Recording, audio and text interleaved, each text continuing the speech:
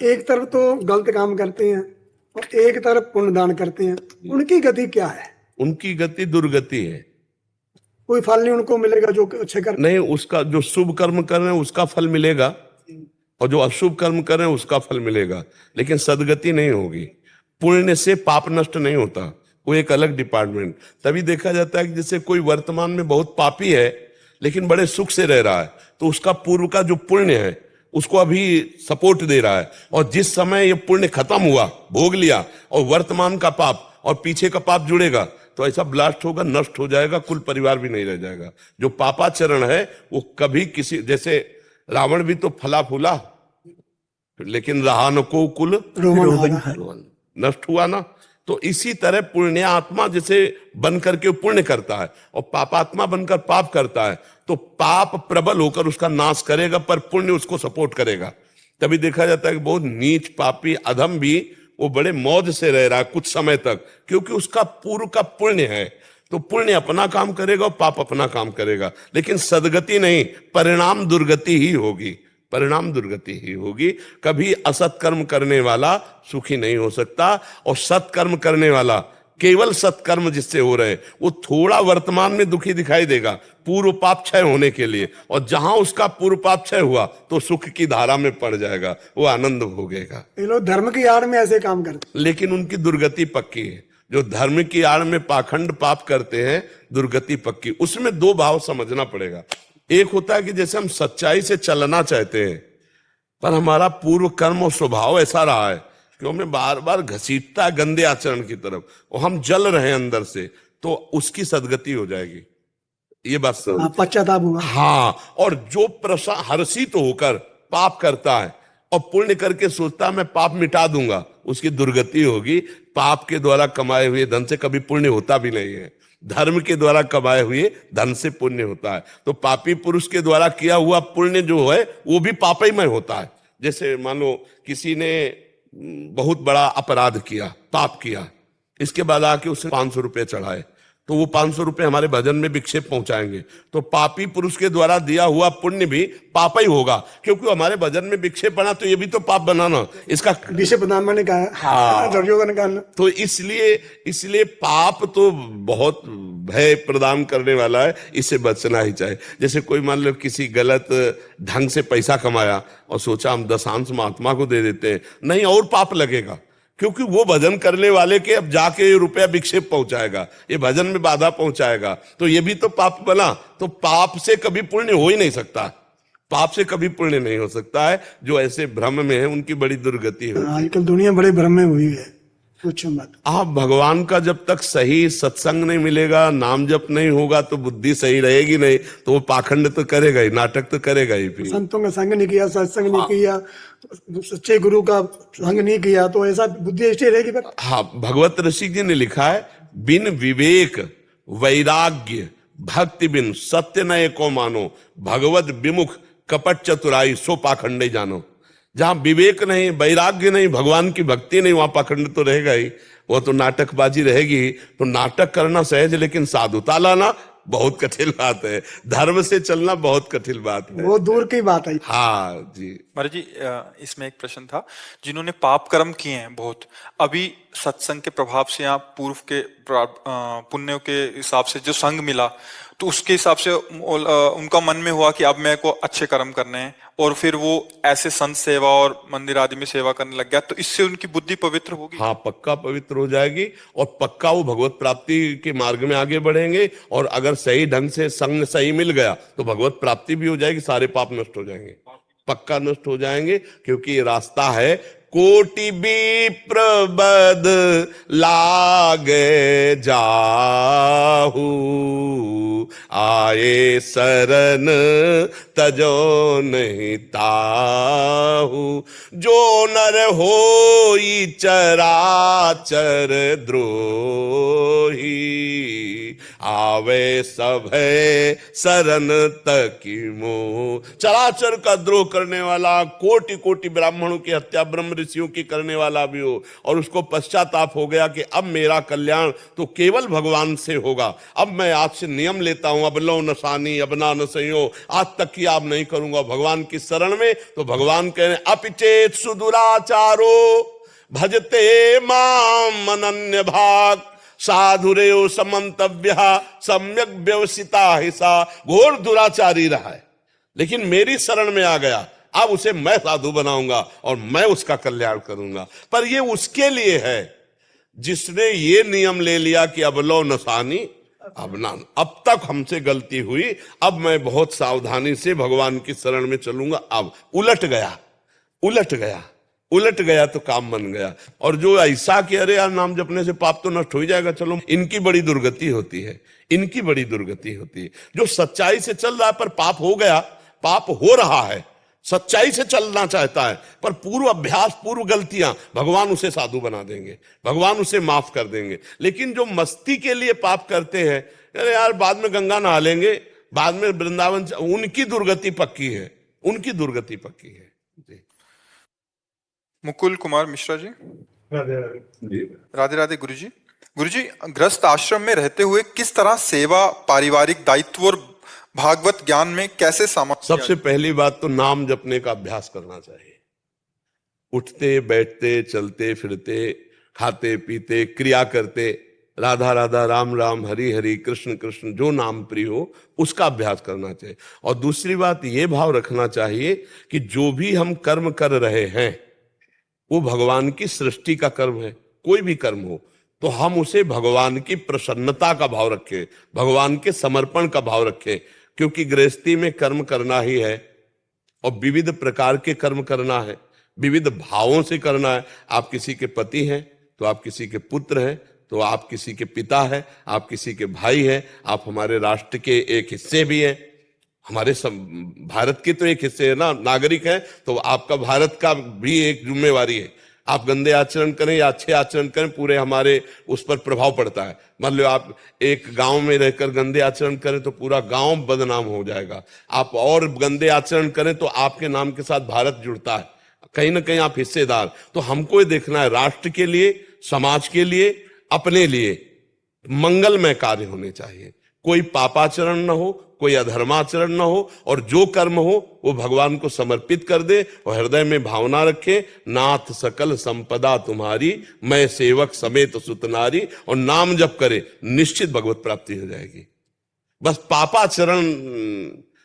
और गृहस्थी में क्या होता है कि इतना ममत्व हो जाता है कि वो ये समझ ही नहीं पाता कि ना ये पहले थे ना ये बाद में रहेंगे, ये बीच में केवल भास रहे।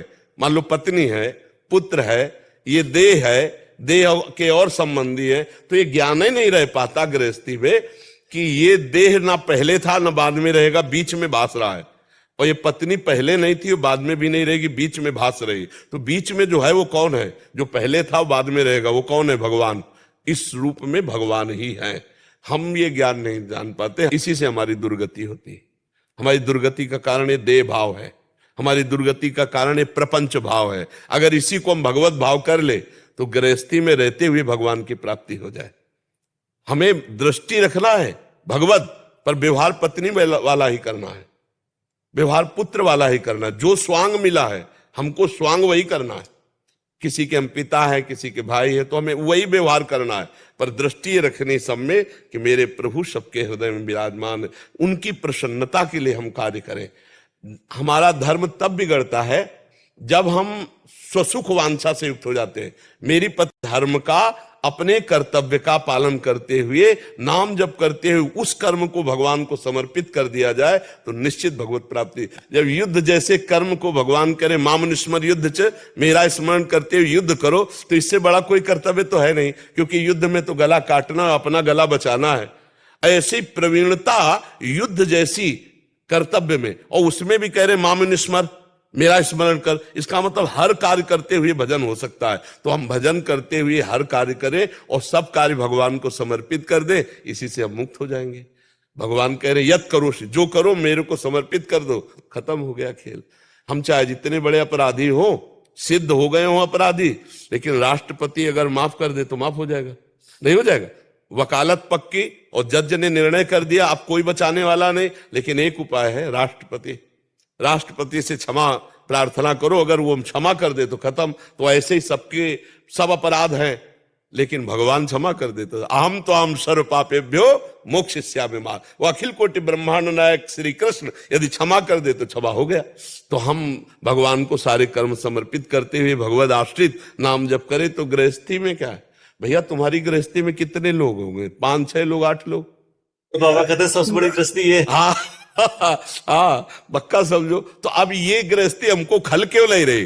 क्योंकि सब भगवान के हैं और सबका भरण पोषण भगवान कर रहे हैं और हम भी भगवान के, तो हम चक्क आनंदित है, कोई चिंता नहीं है, कोई चिंता। तो ऐसे ही आप भी निश्चिंत हो जाओगे यदि भगवान की शरण में होकर भगवान के लिए कर्म करो और नाम जप करो, तो आप भी बेपरवाह हो जाएंगे। आप देखेंगे कि आपके परिवार का भरण पोषण वही कर रहा है जो विश्व का भरण पोषण कर रहा है, आप केवल निमित्त मात्र हैं। कर्ता भाव गया, जीवन मुक्त हो जाओगे। कर्ता भाव ही बांधने वाला है।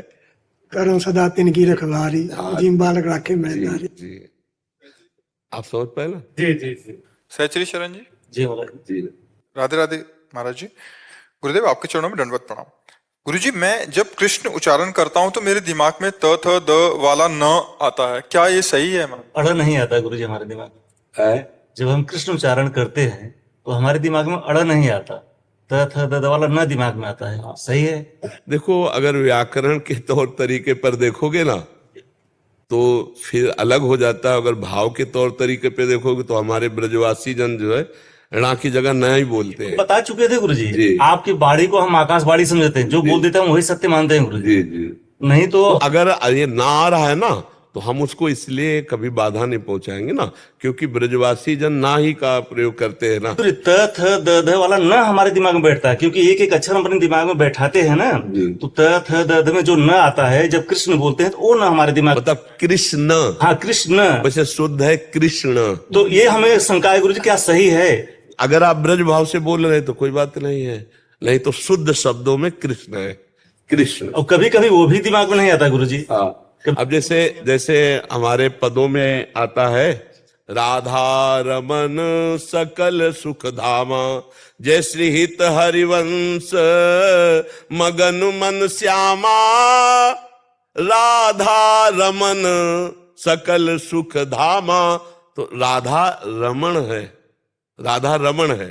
पर हमारी ब्रज भाषा में जब गाया गया तो राधा रमन सकल सुख धामा, तो यदि आप कृष्ण कृष्ण तो वो अशुद्ध नहीं माना जाएगा ब्रज भाषा के अंतर्गत। लेकिन अगर आप शास्त्रीय भाषा में आओगे फिर अशुद्ध हो जाएगा। भाषा तो गुरुजी समझ में आ गया, हमारे दिमाग में नहीं बैठता। अब दिमाग को बैठाने के लिए तो तुम्हें बोल रहे हैं कि या तो दिमाग को मानो कि हमारा दिमाग ब्रजवासी हो गया है तो कोई परेशानी नहीं, और अगर नहीं मान रहा तो फिर हमको अपने दिमाग ही को तो कंट्रोल करना है, और क्या करना है। फिर हमको कृष्ण कृष्ण बोलना है। अगर किशन बोलने में, कृष्ण बोलने में राजी है तो वो जानते हैं कृष्ण चंद्र जी कि हम ही को पुकार रहा भाव तो वही है। अरे हिया ब्रजवासी तो बोलते कन्हुआ। एरे कन्हैया, जो पर ब्रह्म परमात्म तत्व श्री कृष्ण चंद्र जी वेद स्तुति से प्रसन्न नहीं होते, वो ब्रजवासियों की गाय। हाँ, तो अगर आप ब्रजवासी का अन्न पाते हो, ब्रजवास कर रहे हो, और अगर आपके दिमाग में ना आ रहा है तो आप मान लो आप ब्रजवासी हो, ठीक है। और अगर आपको लगता है कि मैं शास्त्रीय विद्वान पद्धति से, तो फिर कृष्ण। नहीं क्या गुरुजी ना, कि जब कृष्ण बोलते हैं तो 2-4 घंटे में ऐसा होता है सो जाए, इतना थकाई लगता है हमारे दिमाग में। लेकिन जब कृष्ण उच्चारण करते हैं बड़े सहजता से 4-6 घंटे हमारा भजन होता है, रस भी मिलता है। तो आप कृष्ण ही बोलो। तो कृष्ण जब बोलते हैं गुरुजी, एक एक अक्षर को दिमाग में बैठा। हाँ बिल्कुल बिल्कुल। त थ द वाला न बैठ, बहुत बढ़िया, संशय में पड़ जाता। नहीं बिल्कुल बहुत बढ़िया है, संशय की जरूरत नहीं, बहुत बढ़िया है। इसी से भगवत प्राप्ति बहुत सही है, बहुत सही है। हाँ बिल्कुल, आप आनंद पूर्वक जपिए, ठीक है। हाँ आनंद पूर्वक जपिए। हमारे प्रभु जान रहे कि आप उन्हीं को जप रहे। हाँ, आप अन्यथा मत ले जाइए। हाँ मिलन घोष जी। महाराज जी राधे राधे। मेरा प्रश्न है कि मेरा मन बहुत चंचल हो जाता है, कोई एक चीज में ध्यान आता नहीं। इसके ऐसा सबका मन है, तुम्हारा ही नहीं है। यही सबकी दशा। ईमानदारी से पूछो तो आपका जो मन है वही सबकी दशा है। अगर कोई बचा पाया है तो साधना से बचा पाया है, नहीं तो सबका मन नवम नवम भोग, नवम नवम बातें, नवम नवम दृश्य, नवम नवम नाना प्रकार की इंद्रियों की विलासिता, यही तो मन का खेल है। मना कष्टानि इंद्रियाणि प्रकृति स्थानि कर सती, परमात्मा की तरफ जब लाया जाएगा तब अचंचल होगा, नहीं तो चंचल ही बना रहेगा। प्रकृति में तो कभी टिकेगा नहीं। ये भौरे की तरह एक पुष्प से दूसरे पुष्प में मड़राता घूमता रहता है, ऐसे एक भोग से दूसरे भोग में भागता रहता है। अगर इससे शांत करना है तो भगवान का नाम जपना शुरू करो, और जहां जहां भाग के जाए हटा हटा करके नाम में लगाओ। परमात्मा में अचल हो सकता है, संसार में कभी अचल हो ही नहीं सकता। चाहे जितना सुंदर रूप भोग लो, चाहे जितना सुंदर पदार्थ भोग लो, चाहे विश्व की सारी संपत्ति आपके पास आ जाए, आपका मन स्थिर नहीं रह सकता। और भगवान में अगर लगा दिया तो स्थिर हो जाएगा। क्योंकि हम सबके लिए करते हैं, हम अपने लिए कुछ नहीं चाहते हैं, हम कुछ अब लिए ही नहीं आज तक, थोड़ा सबका अच्छा हो।